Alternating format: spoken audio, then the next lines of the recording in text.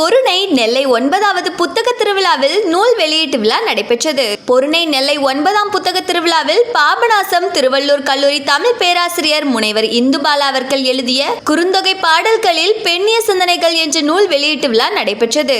இந்நிகழ்ச்சியில் கவிஞர் ப. தேவேந்திர பூபதி அவர்கள் சிறப்பு அழைப்பாளராக கலந்து கொண்டு நூலினை வெளியிட்டு கருத்துரை நிகழ்த்தினார்கள். அன்பான நெல்லைவாழ் மக்களுக்கு இனிய மாலை வணக்கத்தை தெரிவித்துக் கொள்கிறேன். நடைபெற்றுக் கொண்டிருப்பது 9வது பொருணை நெல்லை புத்தக திருவிழா. இந்த திருவிழாவில் என்னுடைய ஒரு நூலையும் வெளியிடுவதற்கு வாய்ப்பு கிடைத்தமைக்கு நன்றி பாராட்டுகிறேன். என்னுடைய இந்த 6வது நூல் இது. அதாவது இது கட்டுரை தொகுப்பு, 3வது கட்டுரை தொகுப்பு. இலக்கண அணி இலக்கணம் குறித்து 2 நூல்கள் வெளியிட்டுள்ளேன். அதோடு ஒரு கின்னஸ் ரெக்கார்டுக்காக ஒரு புத்தகம் ஒரு கவிஞரினுடைய படைப்பும் அனுபவமும் குறித்து ஒரு புத்தகம் எழுதியுள்ளேன். இது 6வது நூலாக இருக்கின்றது. இந்த தொகுப்பு நூலில், கட்டுரை தொகுப்பு நூலில் 13 கட்டுரைகள் இருக்கின்றன.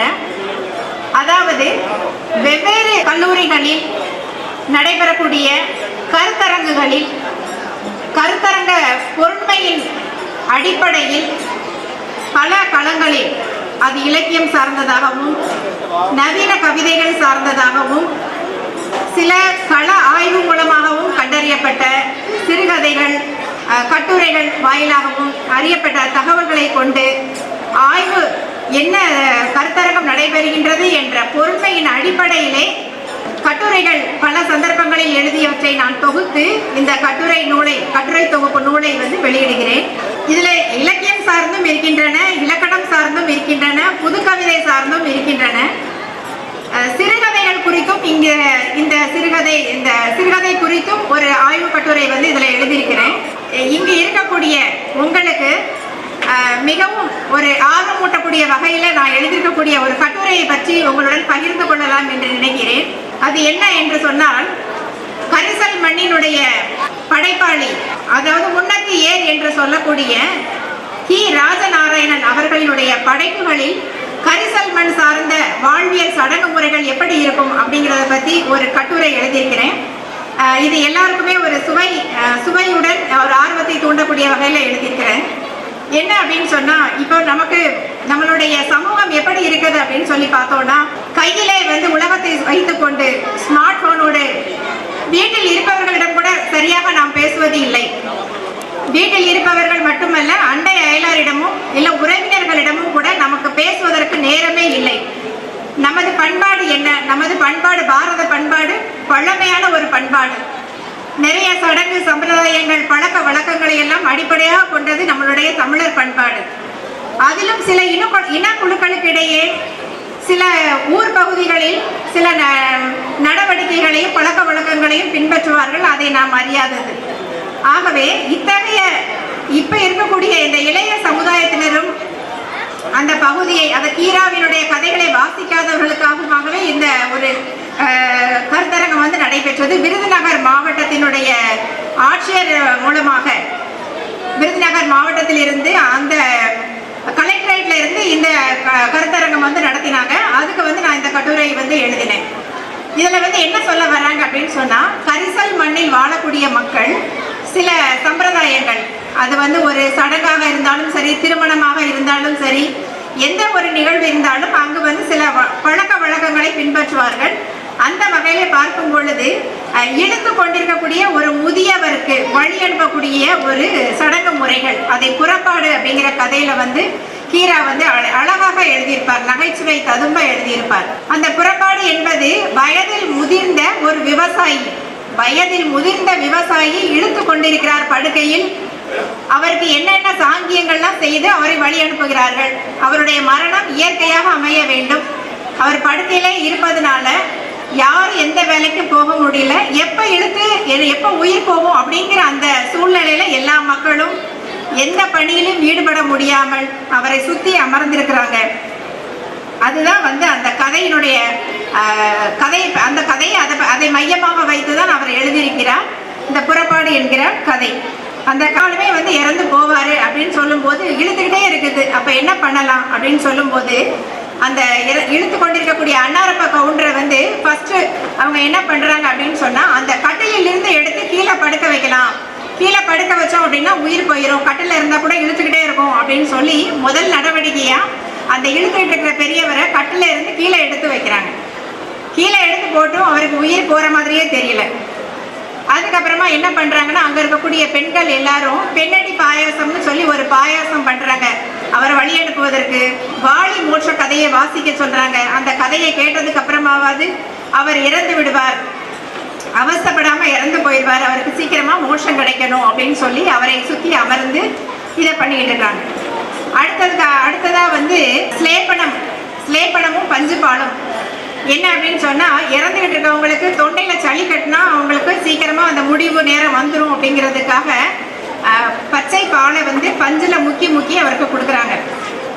பஞ்சுல முக்கி கொடுக்கும்போது அந்த மருமக கேட்குறா, காய்ச்சின பாலா காய்ச்சாத பாலா அப்படின்னு சொல்லி ஒரு சந்தேகம் வருது.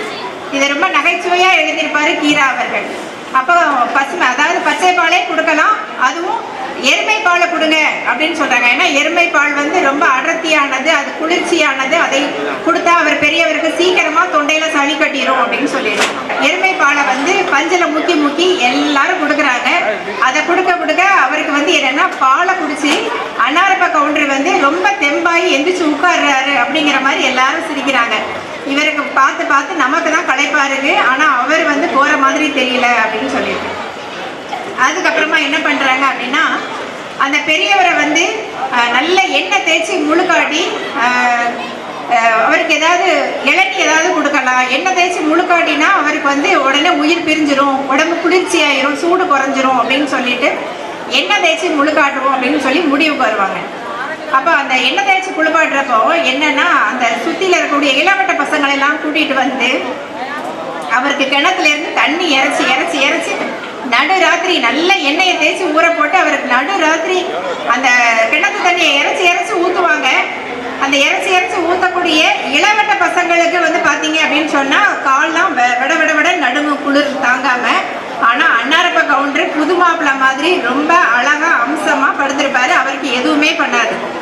வெள்ளைன்னு ஒரு வெளுத்த ஆடையும் அவருக்கு அணிவித்து படுக்க வச்சிருப்பாங்க. மாப்பிள்ளை புது மாப்பிள்ளை மாதிரி இருக்கிறாரு அப்படின்னு சொல்லிட்டு எல்லாரும் அவரை பார்த்து சிரிப்பாங்க. அவரு போற மாதிரியே தெரியாது. அதுக்கப்புறமா எல்லாரும் அவருக்கு பிடிச்சதெல்லாம் செஞ்சு கொடுப்போம் அப்படின்னு பலகாரமா கொடுப்பாங்க. பால் கொழுக்கட்டை அன்னாரப்ப கவுண்டருக்கு பிடிக்கும்னு சொல்லிட்டு அதை கொடுப்பாங்க. அப்ப அதெல்லாம் சாப்பிட்டுட்டுமே எல்லாரும் சுத்தி இருக்கவங்க எல்லாம் சாப்பிடுவாங்க. அவருக்கு தொட்டு நாக்கில் வைப்பாங்க. அப்படியும் கூட அவருக்கு உயிர் போகாது. அந்த நேரத்துல தான் தோட்டாரப்ப கவுண்டர் அப்படின்னு சொல்லிட்டு ஒருத்தர் வராரு. யாரு அப்படின்னு சொன்னா அன்னாரப்ப கவுண்டரனுடைய நெருங்கிய நண்பர் அவர் வராரு. அவர் வந்து சொல்றாரு, என்ன இவனுக்கு இன்னும் இழுத்துக்கிட்டே இருக்குதா அப்படின்னு சொல்லி கேட்பாரு. ஆமா அப்படின்னு எல்லாரும் அழுத்துக்கிடுவாங்க. அவரை பார்த்து நாங்க தான் சோர்ந்து போயிட்டோம், அவர் உயிர் போற மாதிரியே தெரியல அப்படின்னு சொல்லிட்டு தோட்டாரப்ப கவுண்டர் சொல்வாரு, நம்ம எல்லாம் என்ன செய்வோம், பொண்ணாசை இருக்குமோன்னு பொண்ணை வந்து உரைச்சி கொடுப்போம். அதையும் கொடுத்தீங்களா? கொடுத்தேன். அப்போ அவருக்கு எருவடி புஞ்ச நிலம் வந்து ரொம்ப ஆசை. அந்த எருவடி புஞ்ச நிலத்துல இருந்து ஒரு சங்கலை போட்டு கொண்டு வாங்க அப்படின்னு சொல்லி கேட்பாரு. அதை சங்கலை போட்டு கொண்டு வந்த உடனே அதை கரைச்சி வந்து கொடுப்பாங்க. கொடுத்த உடனே அதை குடித்து விட்டு உடனே அன்னாரப்ப கவுண்டரனுடைய உயிர் வந்து போயிடும்.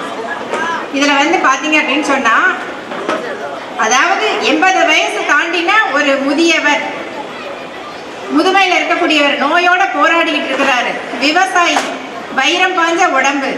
அவரை வழி அனுப்புறதுக்கு என்னென்ன சடங்கு முறைகள் சம்பிரதாயங்கள்லாம் செய்யறாங்க அப்படிங்கிறத ரொம்ப நகைச்சுவையா எழுதியிருப்பாரு கீரா.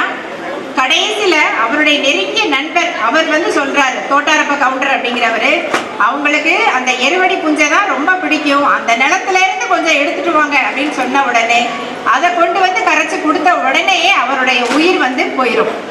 இது ஒரு விவசாயினுடைய மனநிலை. அவருடைய நெருங்கிய நண்பரான அந்த தோட்டாரப்ப கவுண்டருக்கு தெரிஞ்சிருக்குது. அவர் சொல்ல போய் அதை கொடுக்குறாரு. அது இயற்கையா நடந்தாலுமே அந்த விவசாயிக்கு மண்ணின் மீது இருக்கக்கூடிய அந்த பற்றை வந்து விவரிக்கக்கூடிய வகையில கீரா அவர்கள் இந்த புறப்பாடு அப்படிங்கிற கதையை வந்து எழுதியிருப்பாங்க. கடைசியில அவர் இறந்த உடனே அந்த கிராமத்துல என்னென்ன அதாவது இந்த நாட்டுப்புற கலைகள் இப்போ கொஞ்சம் முன்ன நிகழ்ந்தது இல்லையா, அதே மாதிரி அவரை வந்து அலங்காரம் பண்ணி எடுத்து அவருக்கு நெத்தியில காசெல்லாம் வச்சுட்டு அவருக்கு தேர் மாதிரி அலங்கரித்து அவருடைய இறுதி ஊர்வலம் வந்து நடக்கும் அப்படின்னு சொல்லிட்டு அவங்க முன்னாடி போகக்கூடியவங்கெல்லாம் அவங்க கால் குத்திரக்கூடாது வெறுந்தரையில் போகிறவங்களுக்குன்னு சொல்லிட்டு அந்த சாக்கை விரிச்சு எடுப்பாங்க. வண்ணான் வந்து துணியெல்லாம் மாற்றி கொடுப்பாரு அப்படின்னு சொல்லி ஒவ்வொரு இதாக சொல்லிக்கிட்டே வருவாங்க. கடைசியில் வந்து அந்த தெரு முனைய போன உடனே 3 வாட்டி வந்து சுற்றுவாங்க அந்த பிணத்தை வந்து. அப்படி சுற்றும் போது அப்பவுமே அன்னாரப்ப கவுண்டர் வந்து என்ன செய்வாராம், அவருடைய சுத்தும் போது அந்த பல்லாக்கு வந்து சுத்தும் பொழுது அவருடைய தலை வந்து இப்படி ஆடுமா. அது இயற்கையாக அவங்க கட்டி வச்சிருந்தாலும் தலை வந்து சுத்தும் போது ஆடும் இல்லையா, அதே மாதிரி ஆடும். அப்பவும் வந்து அன்னாரப்ப கவுண்டர் வந்து நான் போக மாட்டேன்னு சொல்ற மாதிரி இருந்தது அப்படின்னு சொல்லி ரொம்ப நகைச்சுவையா முடிச்சிருப்பாங்க. மக்களை இந்த சிறுகதை மூலமா நான் என்ன சொல்ல வரேன் அப்படின்னு சொன்னா, ஏன் இந்த கதையை எடுத்தேன்னா, இப்ப நம்ம அறிவியல் உலகத்துல எல்லாருமே ஒரு வட்டத்துக்குள்ள இருக்கிறாங்க. யாரும் யாரையும் கண்டுக்கிறது இல்லை. யாராவது இறந்தா கூட யாரும் அழுறதே கிடையாது. என்ன சடங்கு முறைகள் செய்யறாங்கன்னு தெரியாது. நேரம் ஒரு மின்மயானம் தான், அதுக்கான கூட்டம் கூடுவதும் கூட கிடையாது. ஆனா ஒரு கரிசல் மண்ணில் வாழக்கூடிய மக்கள் ஒரு பெரியவரை வழி அனுப்புவதற்கு எந்த வேலை வெட்டிக்கும் போகாம எவ்வாறு குழுமி இருந்தாங்க, எந்தெந்த மாதிரியான சடங்கு சம்பிரதாயங்கள்லாம் நடந்தது அப்படிங்கிறத இந்த கதையில அவர் எழுதியிருப்பாரு. இது வந்து ஒரு பண்பாட்டு பதிவு. இந்த கதையில இருக்கிற மாதிரி தான் அவர் எழுதின எல்லா காலகட்டங்களிலுமே ஏதாவது ஒரு அரசியல் சூழ்நிலையோ தொழில் சார்ந்த சூழ்நிலையோ குடும்ப சூழ்நிலையோ அதை வந்து அவர் வலியுறுத்தி காட்டுற மாதிரி கதைகள்ல வந்து படைச்சிருப்பாங்க. அதனால நம்ம வந்து எழுத்தாளர்களினுடைய கதைகளை வந்து நாம் படித்துக் கொள்வதன் மூலமாக அவர்கள் அந்தந்த காலகட்டங்களில் அவர்கள் வாழ்ந்த அந்த பண்பாட்டு பதிவுகளையும் நாம் அறியலாம் அப்படிங்கிறத தெரிவித்துக் கொள்கிறேன். உங்கள் வியாபாரத்தை இன்னும் மேம்படுத்த விளம்பர வண்டி தேவைக்கு எங்களிடம் அணுகவும். 9443554244